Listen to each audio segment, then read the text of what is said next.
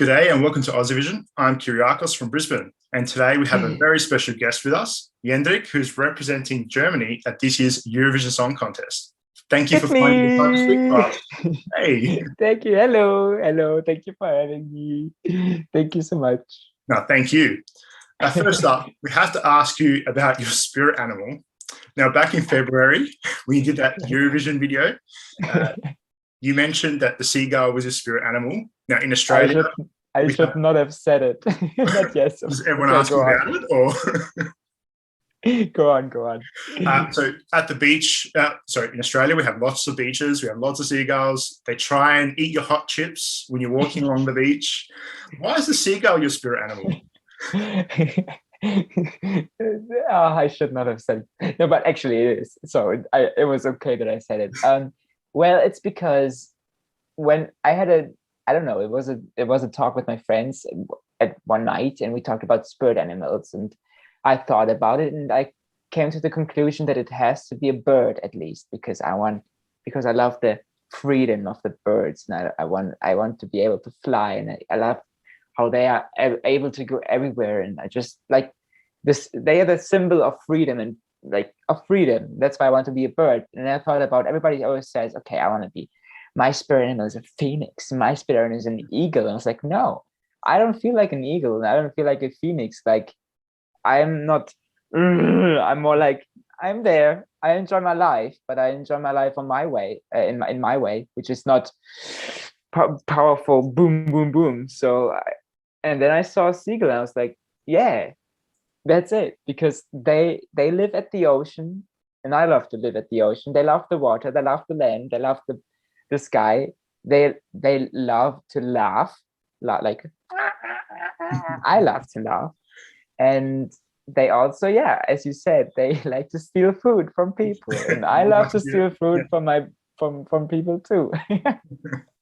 Are there a lot of seagulls in Hamburg? Yes, they are. Yeah. That's awesome.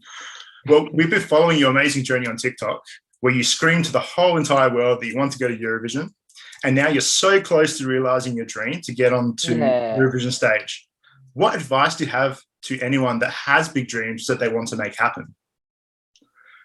Well, I think, first of all, don't be afraid to try to reach your dreams, because that's what I always am. I'm always like, and that's what when I uploaded the first video on TikTok where I said I want to go to the Eurovision Song Contest, I was shaking. My heart was pumping, which is so stupid because it's just a video that I like. The first video, maybe 200 people saw it, but in that moment I was shaking, because I put something out there that I want to reach a goal, and I like a high standard, and I was like, oh, this is something I can reach.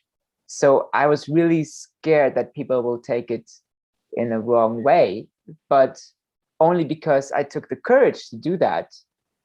Only I had the courage to post it, I was able to achieve the goal. So I think my advice would be to not be afraid, because even though there will be people who will dislike what you're doing, they don't matter. They really don't. That's great advice. You delivered you delivered a great up-tempo entry this year. For those that don't know, can you explain to them what I Don't Feel Hate is about? Yeah, I Don't Feel Hate is about how to deal with hate.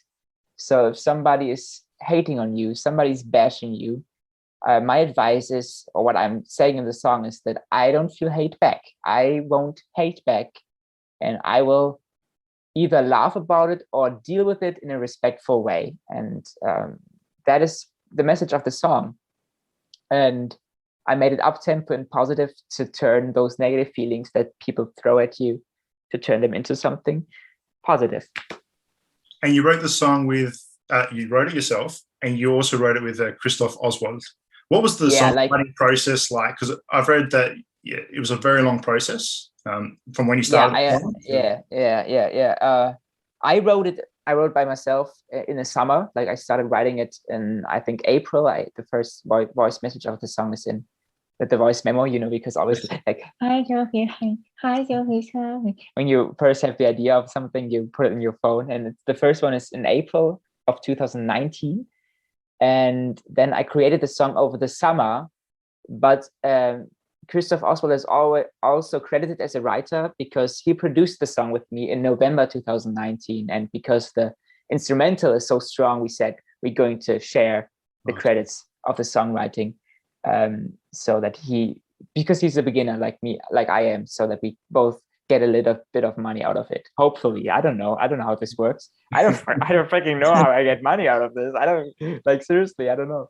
And so I started writing the song in April, and it was finished by September, and then we recorded it in November, and then I produced the music video in the summer of 2020.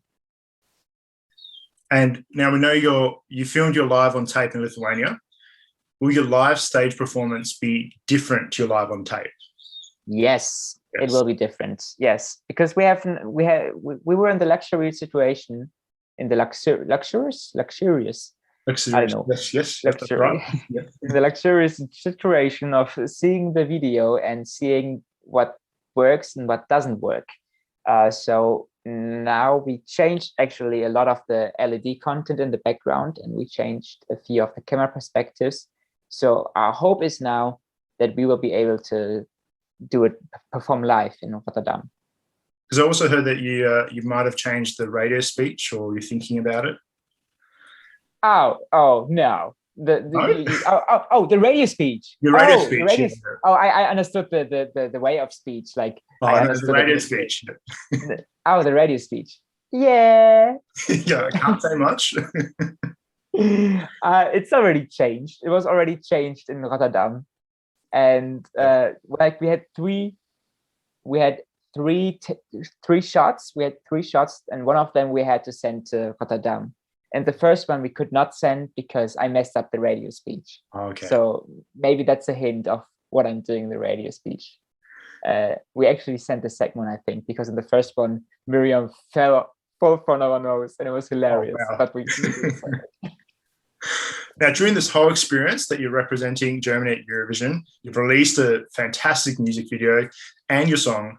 What new things have you learned or discovered about yourself during this whole process? Oh, I've discovered a lot, like a lot. Oh my word, where do I start? I mean, it's the first time that I've done such a big project all by myself, and it's the first time I've done a big project even even with people. So I've learned a lot about myself, that I can be quite organized. That's good. And I learned a lot about I still have to learn about how to, like, workflow, like when is private life more important than work life, and to balance that out. Yeah, I'm still in the process of learning that.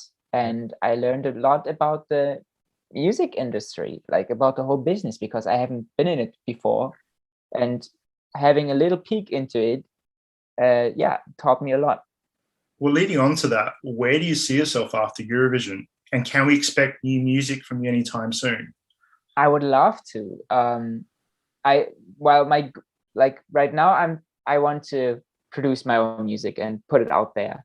But it's just a question of money, because producing songs costs a lot of money. And for my last song, I saved up my money for 2 years to produce the whole music video. So it's just a question on, where do I get the money to produce the songs? And if I get it, then yes, there will be new songs. If I don't, then no, you won't get any.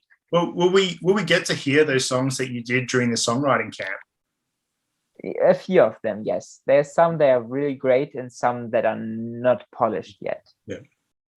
Now, every day this week on Instagram, you're sharing people's experiences and struggles with various types of disrespect addressed in your music video. Even earlier, before this interview, you spoke to Amanda LeCount, who's a famous dancer, choreographer, model, and influencer. You talked to her about body shaming. Can you tell us a bit about this special week on your socials and the link to your music video, and what do you have lined up? Well, I don't think it's even promotion at all. It's just because I find it so important. I saw it today. The likes are getting down because people are not followed. Like, people only want to see Eurovision stuff. So me talking about the message of the song is not really important to them. but I don't care because it's a great initiative. I think you'll pick up again because it's great to hear someone like an artist like you talk about these issues that don't get talked about that much sometimes. Thank you. Yeah, I just find it really important to talk. I mean, it's hard because I only have one. Like, I have so many topics that I want to talk about in only 6 days, and so they will always just be like I will just have a peek into them, but I will try to share the experiences of the followers that they will share, because I believe that we learn the most from ourselves.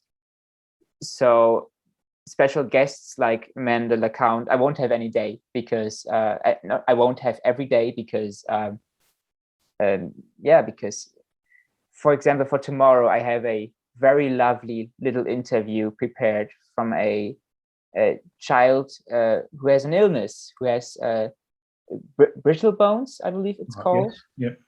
And oh my word, I cannot.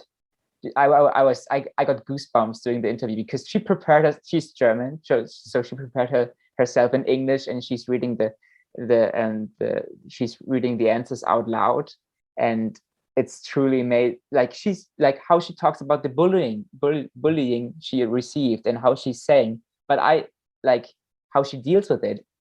Really inspired me, and I want that to inspire people too. You definitely have inspired us, and the messages from your music video being put out there like that is just great work from you. Thank you so much for that. Thank you. Now, which singers, actors, or performers do you look up to, or are your favorite? Well, I always say my favorite is Taylor Swift, because it's true. I love how she writes about her personal things, and how her songs are always so personal because she writes herself and about personal things she has experienced, of emotions that she has been feeling. So she's definitely a big inspiration. But there's also a lot of other artists that inspire me or I look up to. For example, Dodie. Do you know Dodie? She's a British ukulele player. Okay, yeah. Beautiful songs, beautiful, like she's amazing. There's so many. Now, we have to ask you, have you ever been to Australia? I have not yet. Not yet. My brother has been to Australia. Oh, nice. 2 times already, and I haven't been once. Haven't been once? No. Is there anywhere you'd like to go in Australia? Like, do you, any places you've heard about? Well, I want to go to Sydney, definitely, just because of the pictures. But there's now, talking about Australia, I'm probably putting you on the spot here, but what is your favorite Australian entry at Eurovision? My favorite entry. Okay, well, I don't remember the song title, but I remember the performance because it was so amazing. You know. Oh, Kate Miller, High Key, Zero Gravity. Yep. Yes. Very epic stage. Yeah. And I love how you only got it from this. Yes. I love that. It was hilarious. It was amazing. But also the first time Australia was performing, I think you got second, right? With that song.